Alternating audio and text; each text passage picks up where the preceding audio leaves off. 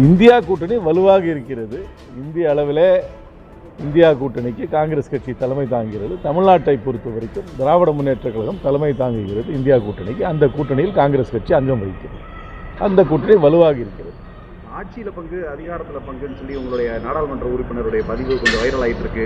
ஆட்சியில் பங்கு வேணும்னு சொல்லி காங்கிரஸ்காரங்க தொடர்ச்சியாக சொல்ல ஆரம்பிச்சு. இது ஒன்றும் ஒரு புதிதான ஒரு கோரிக்கை இல்லையே. இது நான் 2 வருஷத்துக்கு முன்னாடியே சொல்லியிருக்கேன். எல்லா அரசியல் கட்சிக்கும் தேர்தலில் நிற்கிறாங்கன்னா எதுக்காக நிற்கிறோம்? எங்களுக்கு பிரதிநிதிகள் வர வேண்டும். அந்த பிரதிநிதிகள் வெற்றி பெற்றால் அது ஆட்சியில் ஒரு அங்கம் வகிக்க வேண்டும் என்ற எதிர்பார்ப்பு தான் எல்லா அரசியல் கட்சியும் இருக்குது. இது ஒன்றும் ஒரு ஒரிஜினல் தாட்டோ ஒரு புதுமையான சிந்தனையோ இது யுனிக் தாட்டோ உலகத்திலே எங்கேயுமே வராத சிந்தனையோ கிடையாது. எல்லா அரசியல் கட்சியும் தேர்தலில் நிற்கிறது அதுக்கு தானே. இன்றைக்கி தேர்தலில் நின்னா ஜெயிக்கணும், ஜெயிச்சா ஆட்சி அமைக்கணும், இதுக்கு தானே கட்சியெல்லாம் இருக்குது. இல்லாட்டி நாங்கள் பாட்டில் ரோட்டரி கிளப், லைன்ஸ் கிளப்னு போடுவோம்ல. அதனால் இது ஒன்றும் ஒரு புதுமையான சிந்தனையோ ஒரு எங்கேயுமே யாருக்குமே உதிக்காத சிந்தனையோலாம் கிடையாது. எல்லா அரசியல் கட்சிக்கும் வாடிக்கையாக இருக்கிற சிந்தனை தான். வருகின்ற தேர்தலில் திமுக அதிகாரத்தில் பங்கு வேணும்னு கேட்க இதெல்லாம் இன்றைக்கி என்னை பொறுத்த வரைக்கும் இது பிரிமேச். இதுக்கு இன்றைக்கி ஒன்றும் பேசி முடிவெடுக்க வேண்டியதில்லை. தேர்தல் வரட்டும், தேர்தலில் கூட்டணி வெற்றி பெறட்டும், வெற்றி பெற்ற பின்னர் இதெல்லாம் பார்த்துக்கலாம். இன்றைக்கி நமக்கு focus should be on winning the election. அதுக்கப்புறம் முதல்ல 2-3 ஸ்டெப் இருக்குது. சீட்டு பகிர்ந்துக்கிறோம்ல, அதில் எல்லாருக்கும் எதிர்பார்ப்பு இருக்கும். அந்த எதிர்பார்ப்புக்குள்ளே 234 அந்த எதிர்பார்ப்பு அடங்க வேணும். அதுக்குள்ளே எல்லா பார்ட்டியும் அதோட சாட்டிஸ்ஃபைடாக அதில் ஒரு முடிக்கணும். அதுக்கப்புறம் தேர்தலை சந்திக்கணும். அது தேர்தலில் வெற்றி பெறணும். வெற்றி பெற்றதுக்கப்புறம் அரசாங்கம் அமைக்கணும். அரசாங்கம் அமைக்கும்பொழுது யார் அதில் பங்கு இருக்கிறாங்களோ பார்க்கணும். எல்லாமே ஸ்டெப் பை ஸ்டெப்பாக தானே பண்ணணும். இன்றைக்கி எடுத்த உடனே நீங்கள் ஃபைனல் சீனுக்கு வந்துட்டீங்கன்னா என்ன பண்ணுறது? இப்போ தான் நான் டைட்டில் சாங்கே போட்டுட்ருக்குறோம். தமிழக முதலமைச்சர் சொல்கிறாங்க சார், அதிமுகவுக்கு வாக்களித்தால், தமிழக மக்கள் வாக்களித்தால் அது பிஜேபி ஆட்சி அமைக்கிறதுக்கு உதவி செய்யும். அது கரெக்டு தான். இனிமேல் ஏடிஎம்கே ஒரு இண்டிபெண்ட் பொலிட்டிக்கல் பார்ட்டியாக பார்க்கவே முடியாது.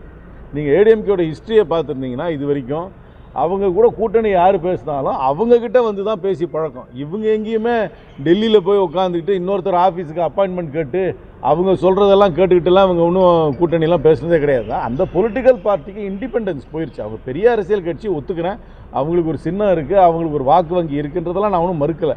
ஆனால் அவங்க இண்டிபெண்ட் பொலிட்டிக்கல் பார்ட்டியாக கிடையாது. அவங்க முழுக்க அங்கே டெல்லியில் சொல்கிறதுக்கு தான் அவங்க ஆடிட்டுருக்காங்க. அதனால் அரசாங்கம்னு ஒன்று வந்தால் கூட தப்பித்தவறி அவங்க அரசாங்கம் வந்தால் கூட அதை முழுமையாக டாமினேட் பண்ணுறது அந்த டெல்லியிலேருந்து அந்த கட்சி, இன்னொரு கட்சி தான் டாமினேட் பண்ணும்.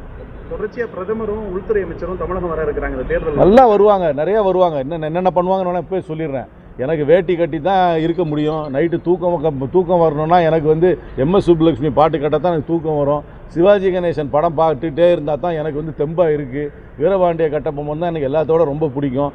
பாரதியார் பாட்டுகளை தான் நான் ஏர் இண்டியாவில் நான் வெளிநாட்டுக்கு போகும்போது என்னுடைய ஹெட்ஃபோனில் நான் பாரதியார் பாட்டு தான் கேட்குறேன். காலையில் எனக்கு சுட எனக்கு செட்டிநாட்டு சாப்பாடு சாப்பிட்டா தான் எனக்கு பிடிக்கும். எனக்கு மதுரை மல்லியை விட வேறு எந்த பூவும் பிடிக்காது. இதெல்லாம் நிறையா சொல்லுவாங்க வர. இது இந்த ஒரு 4 மாதத்துக்கு சொல்லுவாங்க. இது மைக்ரேட்டரி பேர்ட்ஸ்னு சொல்லுவாங்க. ஒரு சீசனுக்கும் அந்த பறவை வந்துட்டு போகும்ல. அந்த மாதிரி இப்போ இந்த 4 மாதத்துக்கு இதுதான் எல்லாத்தோட ஃபஸ்ட் கிளாஸாக இருக்கும். கேரளாவுக்கு போனால் எனக்கு ஆப்பம் பிடிக்கும்.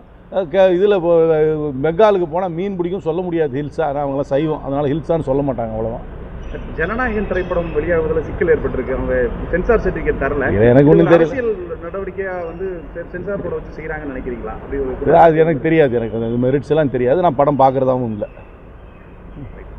ரைட்டா?